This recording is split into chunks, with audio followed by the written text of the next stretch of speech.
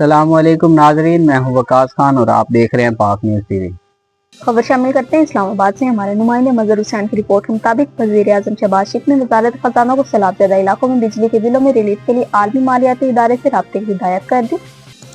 ذرائع کا کہنا ہے کہ وزیر اعظم نے وزارت خزانہ کے حکام کو سیلاب زدہ علاقوں میں رہنے والے افراد کے بجلی بلوں میں 1 ماہ کے استثناء پر IMF سے رابطے کی ہدایت کی ہے۔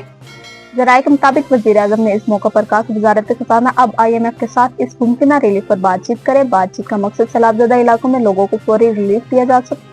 ذرائع نے بتایا کہ شہر ہوں یا دیہات، یہ ریلیف پورے پاکستان کے سیلاب زدہ علاقوں میں دیا جائے گا۔